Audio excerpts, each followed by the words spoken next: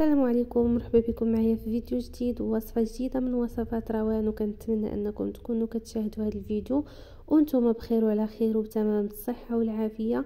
بالنسبه للفيديو ديال اليوم فكنقترح عليكم واحد الكيك اللي زوين بزاف، كيجي معلق بواحد الطريقه اللي مختلفه شويه ولكن سهله وبسيطه، وان شاء الله غادي تجربوا هذا الكيك هذا وغادي ينال الاعجاب ديالكم. بالفواكه الجافه وكيف ما كتشوفوا كتبقى كل حاجه في وسط الكيك شاده بلاصتها، بالعكس ديال بزاف ديال الكيك اللي كنديروهم اولا اللي كيديروهم بعض الاخوات وكيهبطوا ليهم هذوك الفواكه لتحت. فهاد الكيك هذا ان شاء الله كيف ما غادي تشوفوا معايا الطريقه ديالو سهله وكتخلي اي حاجه درتوها في وسط منه من المكسرات كتبقى في بلاصتها، يعني ما كيهبطوا ليناش دوك المكسرات لتحت. كنتمنى الوصفه ديال اليوم انها تنال الاعجاب ديالكم، وكنتمنى كذلك الى عجبتكم القناه وعجبكم المحتوى ما تنساوش انكم تشتركوا في القناه وكذلك تبارطاجيوها مع الاهل والاصدقاء ديالكم وخليوا لي التعاليق ديالكم على الفيديو. هنايا ما نطولش عليكم بزاف، غادي ندوز معكم مباشره للطريقه والمقادير ونبداو على بركه الله. وهنايا عندي واحد الاناء اولا واحد البول اللي غادي نغربل فيه واحد 300 غرام ديال الدقيق، اي ما يعادل واحد 3 ديال الكيسان ديال العنبه. وهنا الدقيق من الافضل انكم تستعملوا الدقيق الابيض الخاص بالحلويات باش هكا كيجيكم الكيك ديالكم زوين. من بعد غادي نضيف عليه كاس ديال العنبه ديال اللوز اللي محمر ومهرمش، وغادي نضيف عليه ايضا كاس ديال العنبه ديال التمر اللي مقطع طريفات صغار كيف ما كتشوفوا. وغادي ندير قبيصه ديال الملح وواحد المعلقه صغيره ديال القرفه وواحد 2 ساشيات ديال الخميره الكيميائيه. صافي هادو هما النواشف اللي عندنا. غادي نحاول انني ندمجهم على هذا الشكل ونبقى نخدم هذاك التمر باش يتحل مع الدقيق باش ما يبقاوش طريفات ديال التمر هكا ملصقين. صافي وغادي نرد هاد العناصر الاولى او هذا الخليط الاول الجاف للجنب، وغادي ناخذ هنايا واحد الكاس ديال الخلاط اللي غادي ندير فيه 4 ديال البيضات. هنا دائما البيض فاش تكونوا غتخدموا الكيك خرجوه من الثلاجه هكا واحد ساعتين من قبل. كنضيف عليهم كاس ديال العنبه ديال الزيت وكاس ديال الحليب وكاس ايضا ديال سكر سنيده واحد ساشي ديال الفاني، وغادي نضيف عليهم هنا واحد الياغورت بطعم ديال الفاني.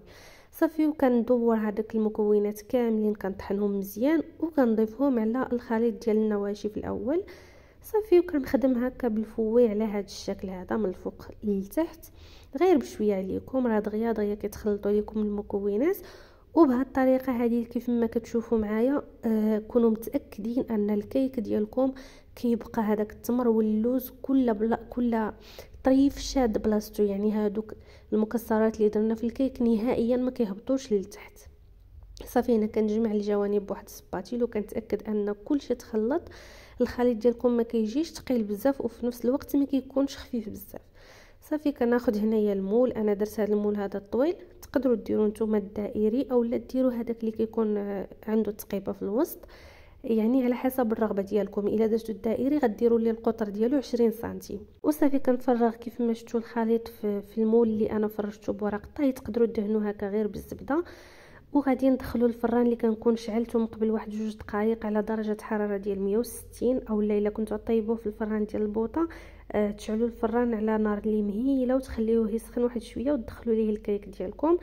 بالنسبه للفرن ديال الكهرباء فكنخليو الكيك هكا في الرف الوسطاني، يعني كنبعدوه على النار من التحت وكنخليوه كيطيب على خاطرو تقريبا عنده واحد 40 دقيقه كيطيب من التحت وكيبدا كيذهب من الجوانب. كنزيدو كنشعلو عليه من الفوق وكنخليوه واحد 10 ديال الدقائق وكيكون الكيك ديالكم واجد.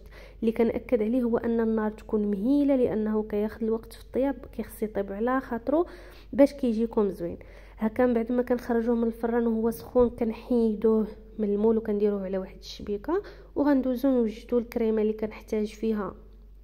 هنا معلقه ديال المايزينا كنديرها في واحد الكاسرول، غادي نضيف عليها معلقه ديال الكاكاو ومعلقه كبيره ديال سكر سنيده وكنخلط هاد المكونات هادو. وغادي نضيف عليهم هنا كاس ديال الحليب. نتوما الا ما بغيتوش ديروا هاد الكريمه وبغيتو تدهنوا غير بالكونفيتور اولا بالعسل فغتستغناو على هاد الخطوه هادي وغير غادي تخرجوا الكيك ديالكم غدهنوه مباشره اما بالكوفيتير اولا بالعسل. صافي هنا من بعد ما كتعقد لي هذيك الكريمه كيف ما شفتوا كنردوها على النار حتى كتعقد. كنضيف عليها هنا واحد المعلقه صغيره ديال الشوكولاته ديال الدهن اي نوعيه متوفره عندكم، وكنخلط هنا مزيان بواحد الفوي صافي. وكنبدا ندير على الوجه ديال الكيك ديالنا. صافي كيف ما شفتوا كناخذ معلقه صغيره وكنبدا كنمشي هاد الكريمه هذه على الوجه ديالو حتى غادي ندهن الوجه ديال الكيك كامل. ومن بعد غادي ناخذ هنايا المكسرات على حساب شنو متوفر عندكم اللي كان تقدروا تزينوا به. انا عندي هنايا شويه ديال الكركاع شويه ديال اللوز اللي بقى ليا مهرمش ومطحون. صافي حتى داك الكركاع كنصهدو شويه في الفران وكندير طريفات هكا ديال التمر مقطع. كنخلط كل شيء على هذا الشكل وغادي ندير بهم على الوجه ديال الكيك بهذه الطريقه هذه. نتوما الا بغيتو هكا بقاو لكم طروفه ديال التمر باينين بوحدهم فتقدروا انكم ديروا هكا اللوز والكركاع اولا غير كاوكاو الا عندكم بوحدو، ومن بعد عاد تزيدوا الطريفات ديال التمر باش كيبانوا دوك الطريفات ديال التمر بوحدهم. وكيكون هذا هو الشكل ديال الكيك ديالنا من بعد ما كنزينوه. شوفوا معايا كيفاش كيجي الشكل ديالو الصراحه زوين بزاف، وخصوصا فاش كتقطعوه وكتاكلوه راه كيجي هذا الكيك هذا المذاق ديالو خطير بداك المزيج ديال التمر اللوز وكذلك المذاق ديال القرفه في وسط من الكيك. صدقوني انه غادي ينال الاعجاب ديالكم الا جربتوا هذه الوصفه هذه. هنايا غادي نقطع معكم واحد الطريف وشوفوا معايا عافاكم دوك الطريفات ديال التمر وكذلك ديال اللوز في وسط من الكيك راه كيبقاو شادين بلاصتهم، عكس يعني بزاف ديال الكيك اولا بزاف ديال البنات اللي كيجربوا الكيك هكا وكيهبطوا ليهم هذوك المكسرات لتحت. شوفوا معايا ما شاء الله كيفاش كيجي والتعليكه فيه يا سلام، واحد المذاق خطير. كنتمنى انكم تجربوا الوصفه، انا متاكده الا جربتوها غادي تنال الاعجاب ديالكم. هنا كنكون وصلت معكم لنهايه الفيديو، ما بقى لي الا نقول لكم شكرا على المتابعه والى اللقاء ان شاء الله في فيديو قادم.